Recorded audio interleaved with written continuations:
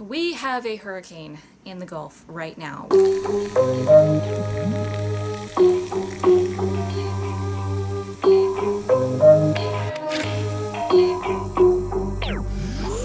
Hey, it's Alirien, and today we are working on part 2 of Sybil's skirt, which is the forepart. This should be a shorter, simpler video because I'm not even making a mock-up for this piece.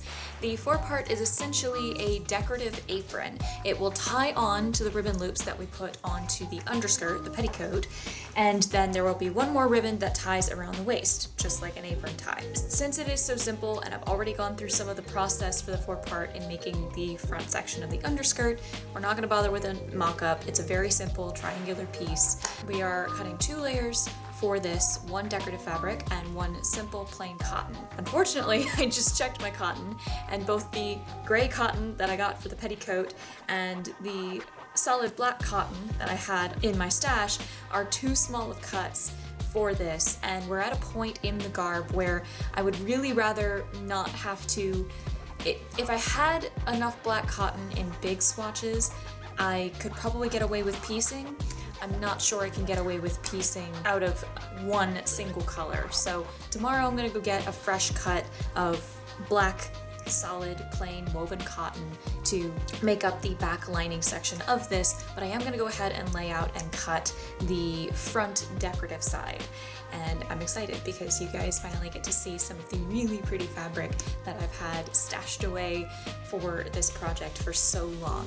The fabric for the forepart is also going to go into one of the 2 pairs of sleeves that I will be making for Sybil, as well as the hat that I will be making, because I'm gonna be making my first foray into hat making as part of this project. Pieces of it will also probably pop up in a few other places, but for now, forepart, sleeves, and hat are the plan. We're gonna lay out the decorative stuff.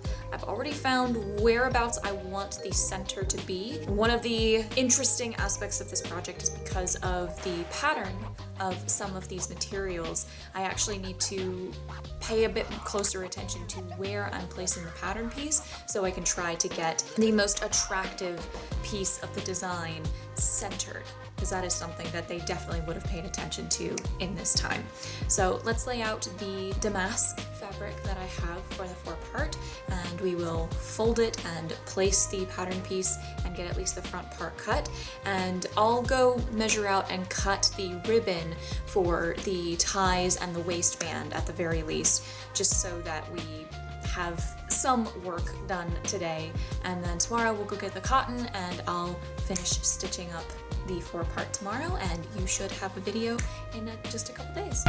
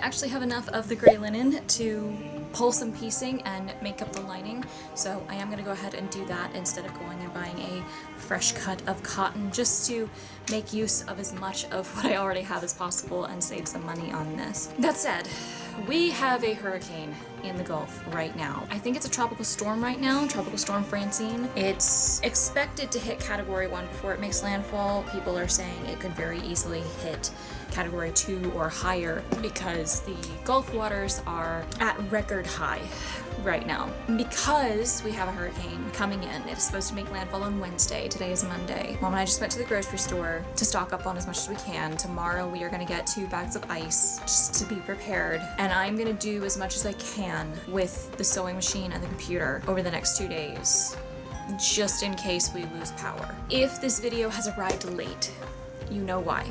If there is a gap in my content, you know why. I will post on social today that we are anticipating this hurricane and we are doing what we can to be prepared in case we lose power, and just to let everybody know that if there's a lull in my content posting on all of my platforms, it's probably because I lost power, which means I also lost internet, and cell service is notorious for being really spotty after a storm. But we are going to charge forward with this. So I'm gonna run the piecing stitch to connect the top and bottom of the lining together, and then we're gonna run through the instructions, and I'll stop and explain what I'm about to do each time as best as I can and try to take photos. I'm not always great at taking the work in progress photos. I should have this done by the end of tomorrow, if not today. We will see. It depends on how everything else with trying to be prepared for the storm impacts my ability to work. Whether or not this video is done in time to post on schedule will depend on our power. So let's do what we can to knock this out and get a head start on the overskirt as soon as possible. Piecing stitch. I suppose I should say I have measured to give myself 5/8 of an inch of seam allowance between the two pieces for the purpose of piecing. Since that is pretty standard seam allowance, it's what I'm used to, and it gives me some extra room in case something goes haywire.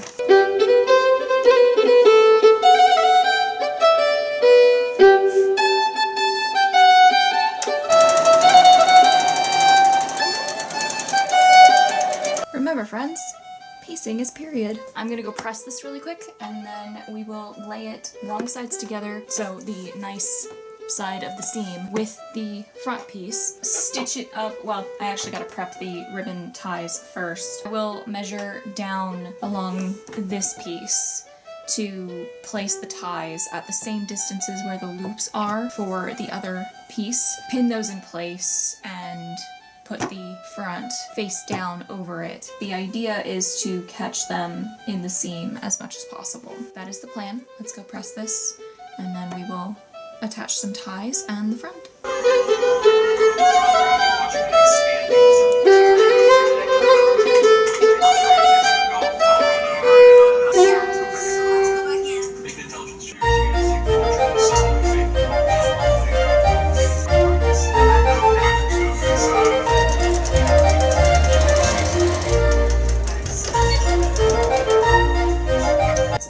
Morning, and she has been stitched down both sides, flipped right side out, and pressed. Ties are all in the right spot so far as I can tell. The little pin jar is acting as a paperweight essentially to keep her from sliding off here, but she was on my dress form earlier and overnight just so I could look at her because she's so pretty. But that one, speak of the devil, decided to knock the form over earlier, and I don't need her damaging things for the sake of trying to climb inside a costume that doesn't have a back. She's in here. It's not the best angle. You'll see properly what it looks like when it's attached to the petticoat at the end. But all that's really left here is to baste the waistline shut, which I'm going to trim ever so slightly to even out those curves. Baste that shut. We're going to attach the waist tie, basically this ribbon that will act as a tie belt, and then we do the hem. And the forepart's done. I'm gonna do those last few steps and start getting the footage imported, and then we'll start working on the overskirt because it is Tuesday the 10th. That is the state of the sky, and I think our forecasted landfall for Francine is 1:00 p.m. tomorrow. So we're gonna power through and just focus on getting work done while I've got electricity to do it.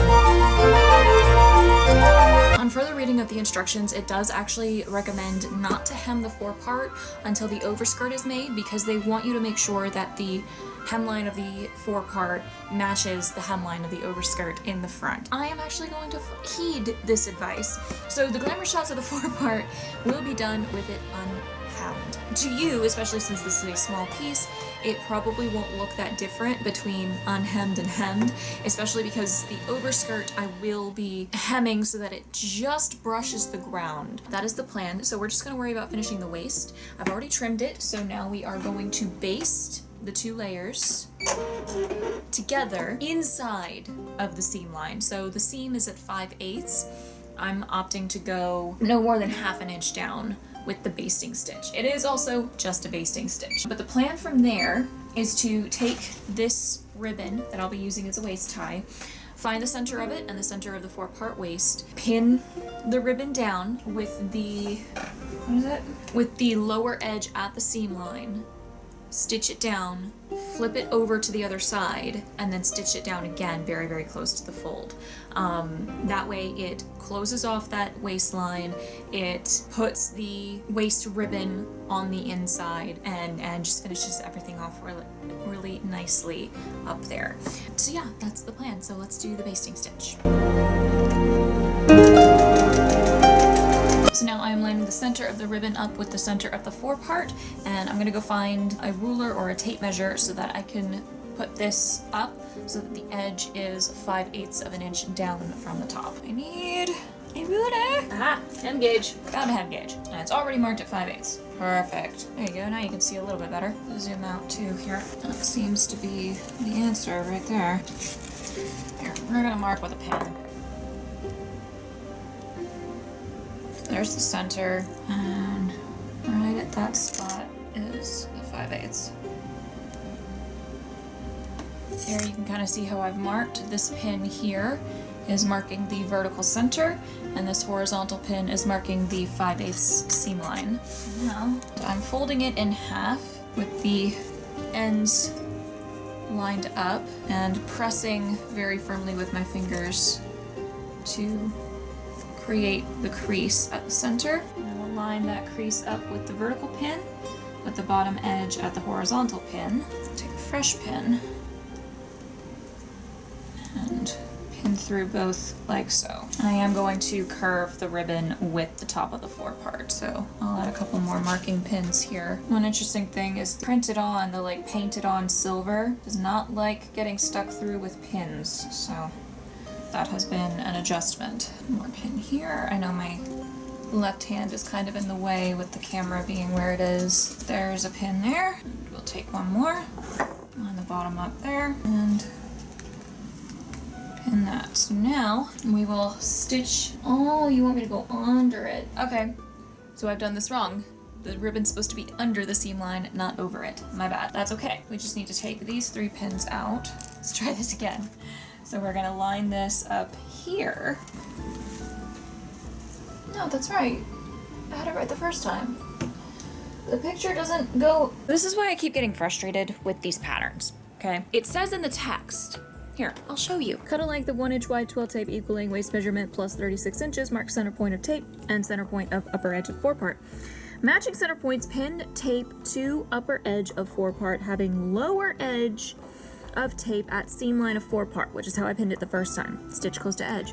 Why then does the picture show the tape going below the edge of the forepart? It has the upper edge seemingly at the seam line. Then fold tape to wrong side, stitch close to edge, like so. Wait, did the pictures get flipped again? Because that has happened more than once in this pattern. I am confused, and I have no resource to turn to other than a private Facebook group run by the pattern maker to figure out what the heck she means. I cannot in good conscience recommend these patterns for anyone who is a beginner sewer at all, because I, as what I would consider probably intermediate at this point, am struggling to figure out what the heck she means in a lot of these spots, because the images don't do enough to actually demonstrate what I need to know.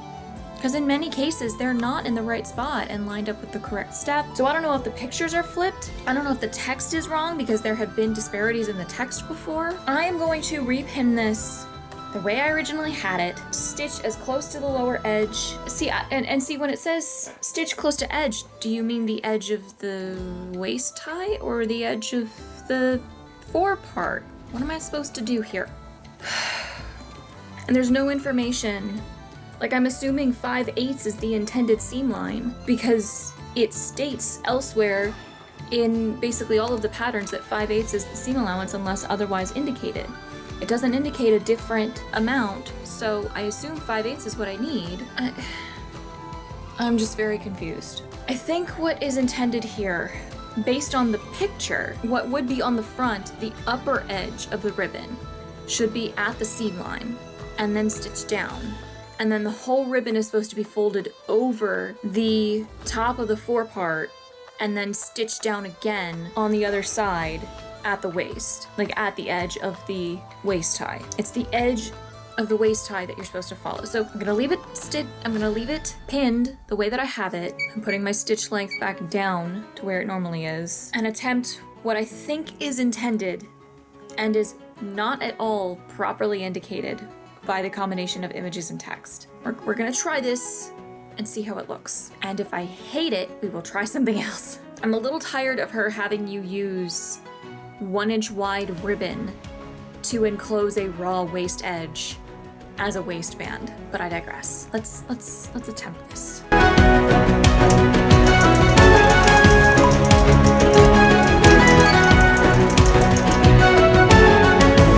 I cannot fold this over to the other side, so I'm gonna have to unpick this and try the other way. But even so, that leaves 3/8 that is folding to the other side, which, I don't understand. I don't understand. So now I get to pick this out and do it again. Companies I've talked to, they open the floodgates and people didn't want to deal with the rest because people are posting like, I have repinned it the way I originally had it, and I'm gonna stitch it again, and we're gonna fold the remaining 3/8 over the top and stitch it down from the front, because unfortunately my bobbin is the wrong color and I don't want red thread suddenly showing on the front of this.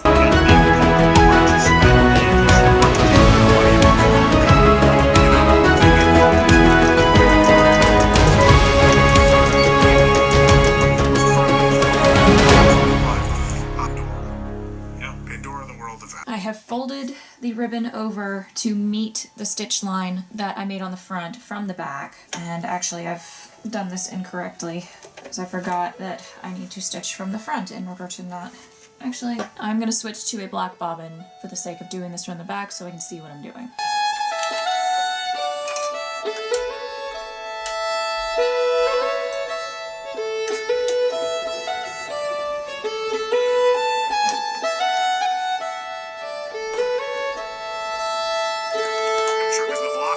Basically, you can grab a butterbeer if you stick your arm out. But yeah, in the case of that, I gotta have pre-show all of that stuff. He's not part of what, as you said, there are lower expectations. From the back, from the front. So now I am going to baste the hem edge following the black fabric, and then I will trim any of the gray that is longer than the black.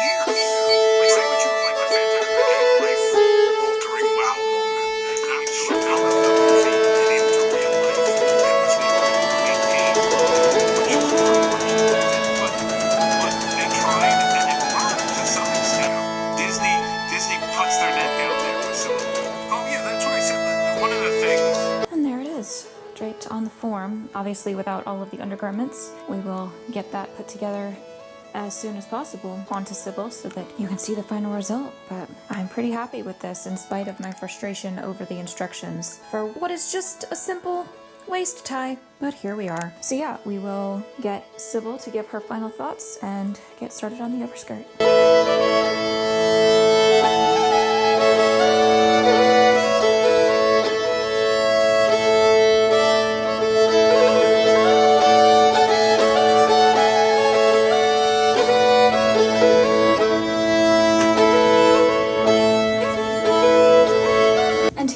Again, dearest friends, another piece completed. We have the forepart of my garb, and now is when the endeavour becomes truly exciting. Thou canst see how elaborate the final vision will be once manifested here upon my body. It is splendid the way the light catches the silver, and it really starts to bring the whole thing together, does it not? Understandably, thou canst see how this entry is not quite as robust as some of the previous entries, or as some of the following ones shall be, but it is still a very important piece, and I do pray thou hast as much anticipation as I have for the next chapter. Gramercy, as always, for thy time and attention. We do hope thou wouldst show thy love by using the myriad buttons and links scattered about the entry page. If thou wouldst see more of Alirien's sewing and costuming adventures, thou shalt find a collection in the cards and in the description.